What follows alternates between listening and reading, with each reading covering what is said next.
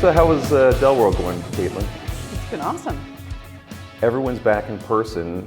Do we have a head count? It looks bigger than I was maybe initially led to believe, or that your initial estimates were maybe a little low. Yeah, well, I don't know what the estimates were, but I think it's about 6,000 partner and customer attendees. That's strong. Yes, it is. And it seems everyone out there is highly engaged, which is another good thing, right? It's really nice to be with three-dimensional humans again.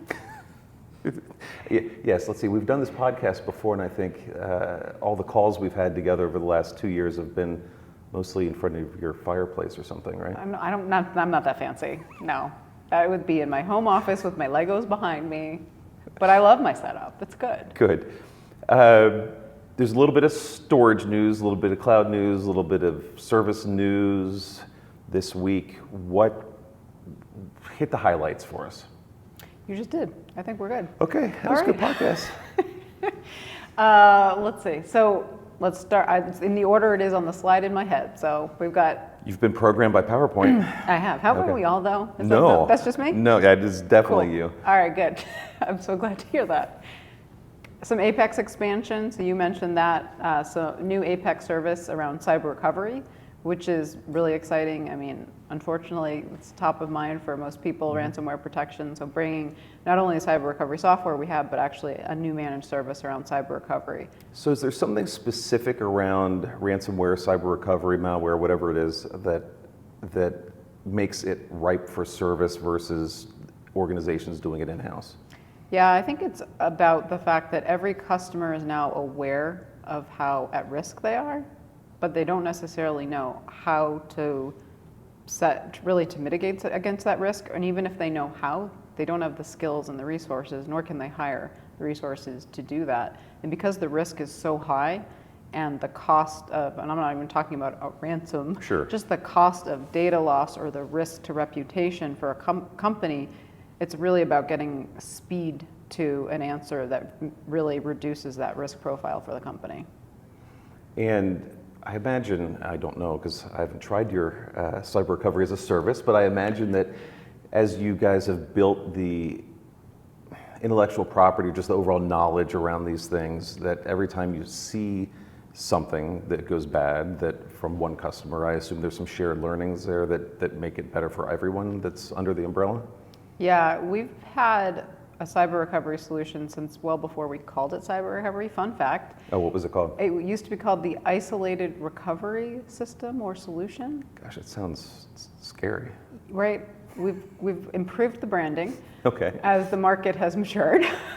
But we have hundreds of customers that are leveraging this today. So we've learned a lot from them. Unfortunately, ransomware's gotten more mature, so our solution has matured with that. I mean, a good example is originally, and still today, most of these air-gapped cyber vaults are deployed within someone's data center. So they'll have that logical isolation, but it'll still be in a relatively near physical location. But what's now starting to happen is in a ransomware attack, that physical location actually becomes a crime scene. So you don't have access to that location. So now it's about, okay, so where else physically can I have a cyber vault? So then it started with co-location. Okay, I can do that in an Equinix.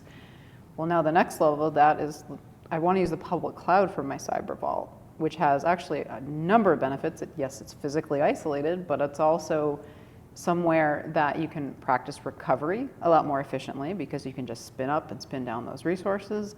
Oh, and you also have a bunch of pre-committed spend, probably with any one of those hyperscalers, and then you can use that pre-committed spend to buy that software, which also really helps it make it a much more cost-effective solution. I know you were just talking, but all I can think about is racks with police tape around them. Right? I know. Like the yellow tape. You remember when Kramer had the yellow tape in Seinfeld? There was an episode where he had an egg and he dropped it on Jerry's floor and he takes the tape and he puts it around there and then just leaves it.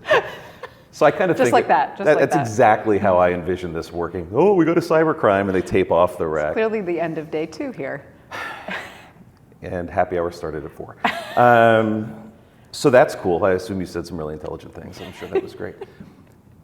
What else? Did we only do cyber Apex?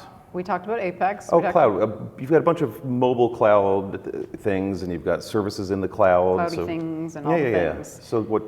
So Project Alpine. As you know, we announced Project Alpine in January. We didn't say a whole lot about it. This week we've said a whole lot more, and we showed some. So Project Alpine, for those of you who have not tuned in, but I know you have, Brian. Oh, I'm super tuned, So except for when I was thinking about police tape. Exactly, that whole time. So Project Alpine is our initiative to bring our block storage, our file, block, and object storage software to all of the major public clouds. Why are we going to do that? A lot of reasons. One of the major ones is operational consistency. So for 4 of our different storage products, PowerStore, PowerFlex, PowerScale, and ObjectScale, say that 10 times fast. I will not. You will have full operational consistency from on-prem into the public cloud with these new Project Alpine software and services. How does that go? Because something like PowerFlex started out as software defined, so it's probably easier to get cloud ready or whatever you guys are calling it. We can go with that. Okay. But some of the other ones are a little bit more intertwined with hardware. What is there a bigger I think you covered difference? it. That's it. Yeah, no. Okay, should I just do this on my own? Yeah, I think so. I'm gonna go. I missed happy hour, so I think I'm gonna go. Don't worry, there's still time. Yeah, no, you're exactly right. PowerFlex is already software defined. So all we're doing to enable that to run in the cloud is much more about validation, testing, documentation, support, making sure it works really well, also testing which different instances in the public cloud provide what profile of performance so we can make better recommendations for our customers. So there wasn't a lot of engineering work to enable that. So that one certainly has been easier. It does not come for free though. No. No. The others, on the other hand, so PowerStore, PowerScale are, as you know, they are built as hardware on purpose, software on purpose-built hardware. So we're actually having to abstract that software off the purpose-built hardware, enable it to run in the general purpose instances of the public cloud. That takes a little longer, especially because every public cloud is a little bit different. Right, so your APIs you get from Amazon are obviously different than Google, different than Azure, and then the 90 other clouds around the world that you may want to play with someday. And factoring in availability, and it takes us some time, so we're having to prioritize which clouds do we do that in which products. So, and we showed it today, so there's a lot of progress in the space. So we're excited for more to come soon, though. So it's your intent to get all 4 of those in the clouds via Alpine, which makes a lot of sense. What does the future look like then, do you think, for buying these services? Because now, just like if you buy an array today, you may be comparing against 3 or 4 other arrays, right? Across the vendors.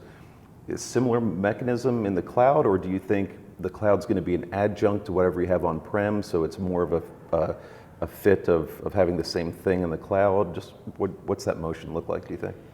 So it's a natural extension of what you have on-prem. We think vast majority of people will buy this because they have their on-prem estate and they want the consistency to the cloud, but the actual consumption model will be very different. We don't expect this to be a CapEx purchase, right? We're talking about software, we're talking about subscriptions. So really it's going to be a software subscription to cloud assets that then support what you already have in your on-prem estate. So does the consumption mechanism, you have to have your AWS credits or whatever, but am I buying it from Amazon or am I buying it from Dell? And how does that transaction happen? Yeah, it's a great question.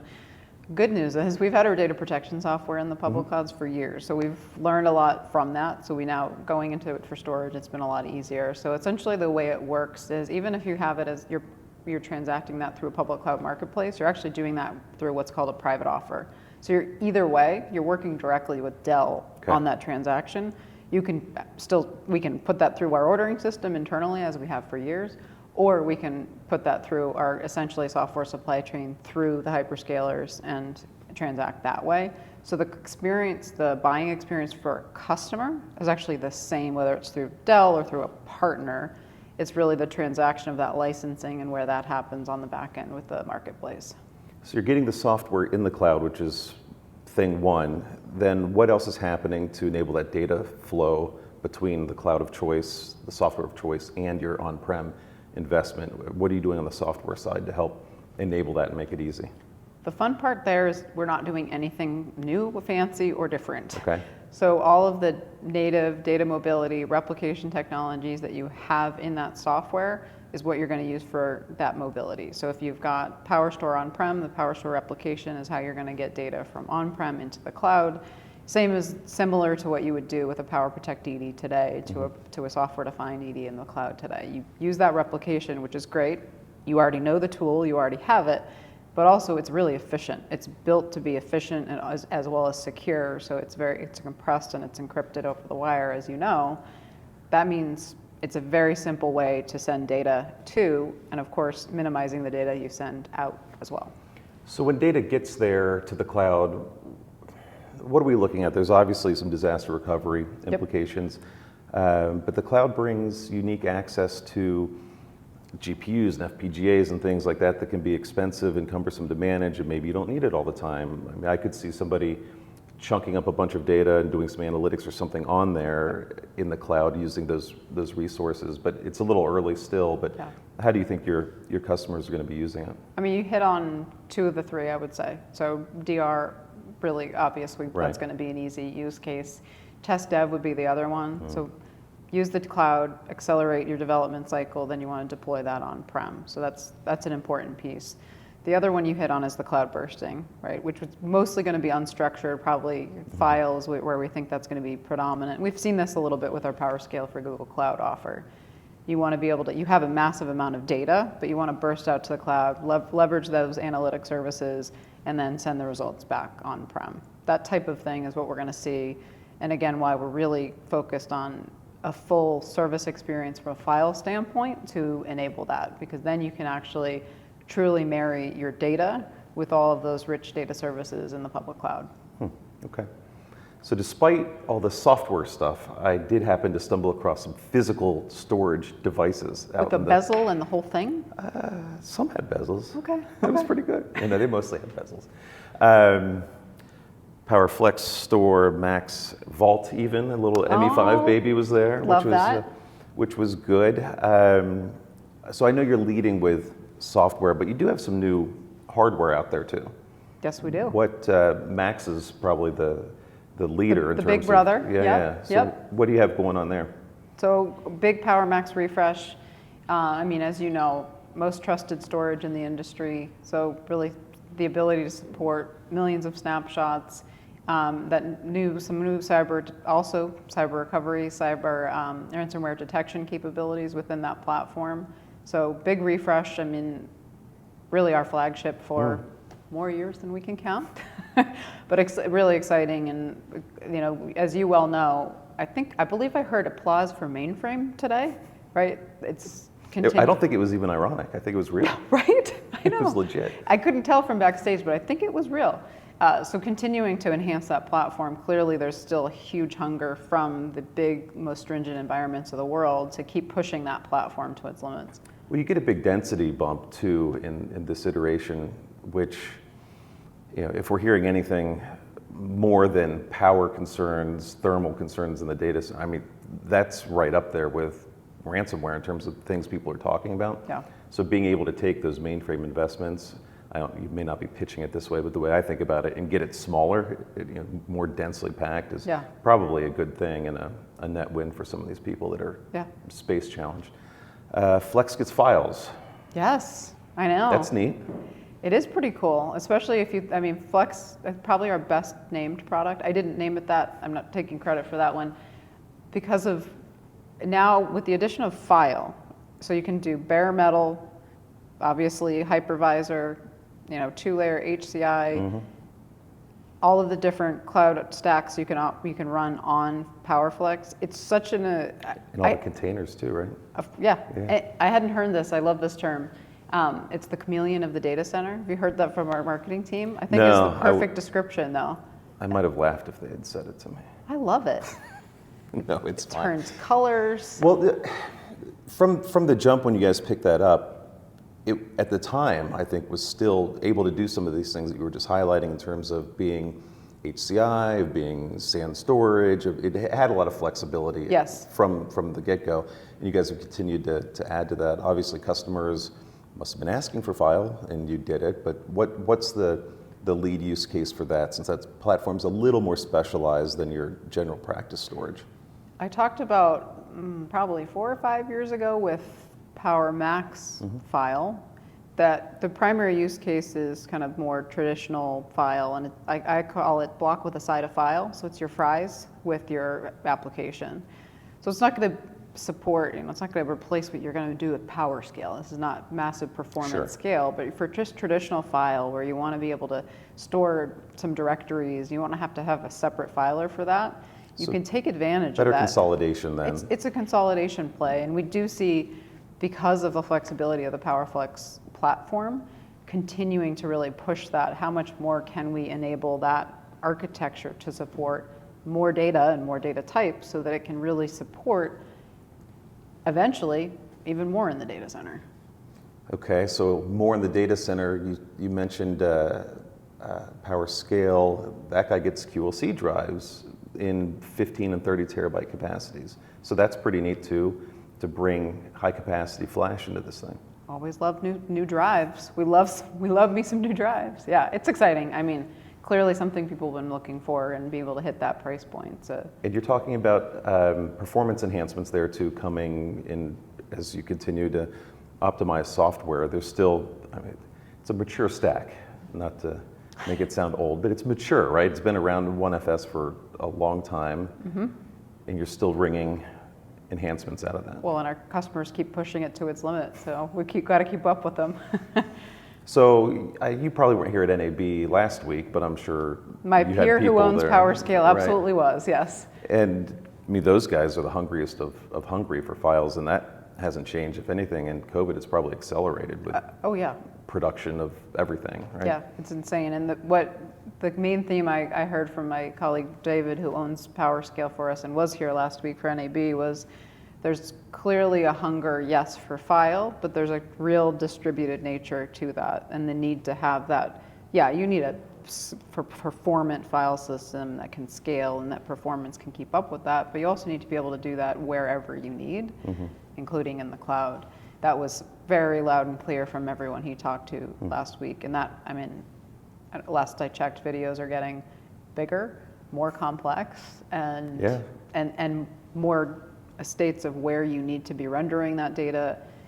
It's getting more complicated, so that's what we're trying to keep up with. They're one of our best categories of customers in unstructured, pushing us to the limit. Well, it's neat though too, because they push the fringes of the use cases, whether they want to do editing on site, where they're shooting it, and start to get to work right away, or if they want to ship that to the cloud and do something like what you're doing with Alpine, get it up there and let people remotely get in and access that data via GPU-enabled instances, do the rendering or whatever they image touch or whatever they've got to do.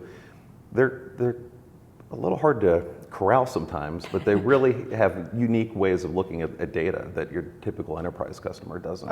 Oh, absolutely. And for a long time, we've entered that space very specifically through partners who understand all of the nuance of all the different rendering farms and strategies and platforms. That is very much critical. It's one of the handful of verticals that we've been focused on for years in that space, and it certainly continues to evolve and challenge us.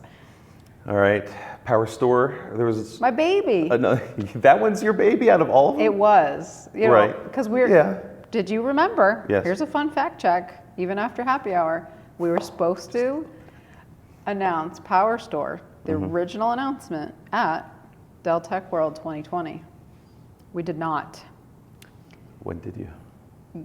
From my home office in May 2020. Oh, so it was the same time. It was correct. Just your office, not here. That's correct. Yes. Okay. So it's come a long way 2 years. now. In 2 years, yeah. And so, what is it? Updated controllers, more performance, more of everything, right? Yes, more of all the things. Faster, bigger, smarter.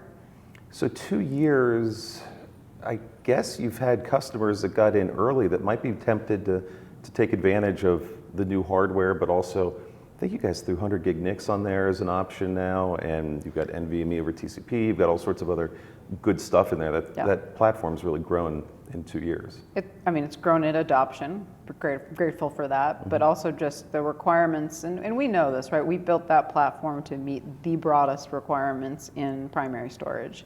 And we've continued to really expand that. And I mean, the new platform it's a huge refresh, but we've got a massive adoption of the platform and expect that to continue. And we added the PowerStore 500 to just bring it down. So just continuing to be able to meet the broadest set of requirements in that space. Well, and that's another one where you're talking a lot about software enhancements, things you're doing.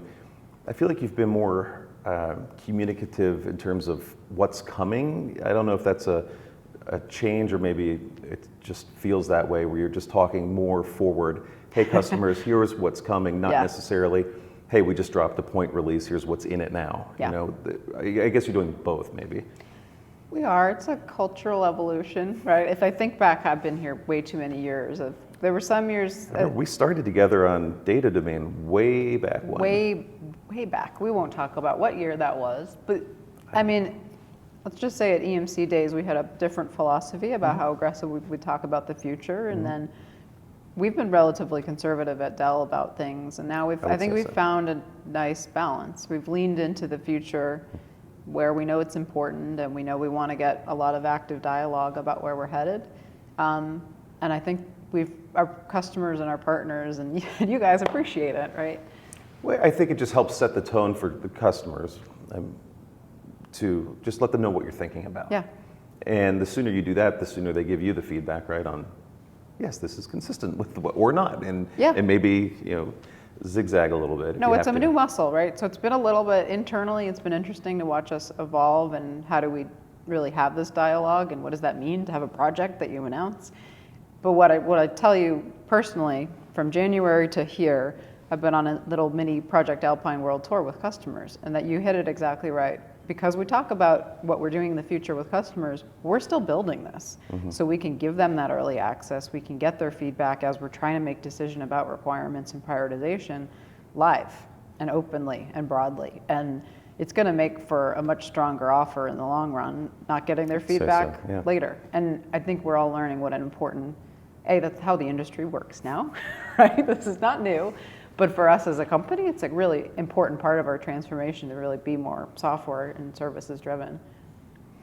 So I know it's not necessarily your whole focus, but the edge computing now, you guys have a couple booths and demos set up out there. One with some facial recognition in retail, the candy shop example, and some smart automation and just so much going on with edge sensors and data. Specific to edge data, what are you thinking about there? What are your customers asking for? It seems like it's a lot more going to the edge than has been there historically. Edge, also known as the teeny tiny data center.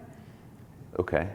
Well, you've got a real teeny one. They've got a rugged case out there on a pile of rocks with a little 4U rack with a rail and some other stuff in it. Remember what we used to call them, like remote offices? Yeah. Yes. Tiny data centers. The teeny tiny data centers. Edge is interesting because where we see the intersection of AI, really true AI, right, computer vision, that type of thing, edge data, and how much of the compute and the data can you locate in the same location?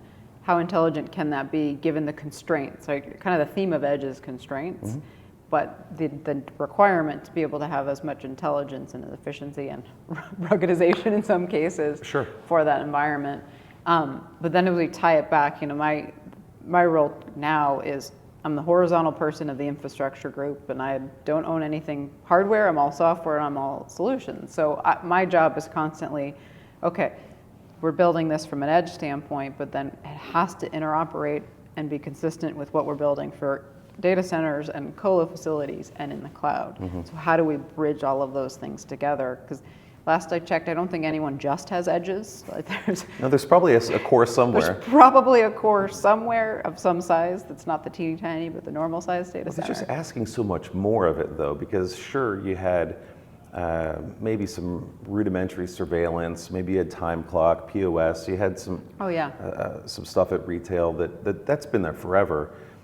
But now, like we're in Cincinnati, so we've got Kroger there and Macy's, and they're always talking about using this technology to prevent fraud, to stealing, to prove out workplace injuries or whatever, right? So you've got all these cameras, all this inferencing that can be done at the edge, and the purchase intent, all this stuff, self-checkout.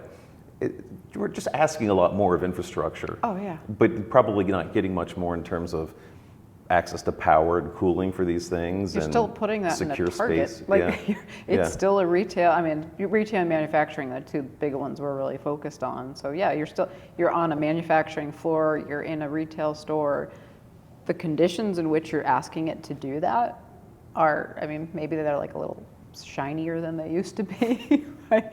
They probably have, curbside pickup outside, but they're the same as they've been. So you have to get more intelligent, more efficient, more power efficient in that. And I mean, the software in that space is just incredible. I mean, computer vision is doing some maybe almost scary things if you think about it. Could be used for good. Yeah, we'll focus on the good things. Transportation, I think, is a really interesting one. The double click into a single airport and the amount of different places that there is data being recorded, analyzed for different purposes, right? For security, but also for traffic flow and quality, and it's just an incredible amount. I don't think, unless you're like a nerd like us who walk around the world seeing these things. Oh yeah, you're much more of a nerd than I am. Nerd off. Nerd off. It's on. It's you don't probably realize how. You know what's my favorite? This is a random one. Target. When you do the self-checkout now, and they have the video of yourself when you're checking out. Have you seen this? No. It's awful. It's like, I'm not going to steal it because you're showing me how awful I look in this moment. Like, there must be... It makes you feel bad when you're checking out? It makes you feel bad when you're checking out. There's some sort of human psychology element they've added to it. Maybe you check out faster so you have to look at yourself longer. Just get me out of here. Just go pay whatever you want. It's a crazy field, and just one that it seems like there's so much energy around. And like I said, you guys have probably 3 or 4 really good examples on the show floor of how that's being used. And it's not super complicated. There's lots of software out there, as you were saying, that will plug into existing camera infrastructure and tell you there's 13 people at the deli counter without having to get up, without anyone having to do anything. Knowing that you have one person there, maybe we should dispatch another person to go slice turkey or whatever, but automatically. Yeah. And the customer experience has got to go through the roof once these guys figure out how to use this kind of data effectively. Yeah, it's mostly, I think, going to be used for good, already is. But I think you hit it right on the nail on the head.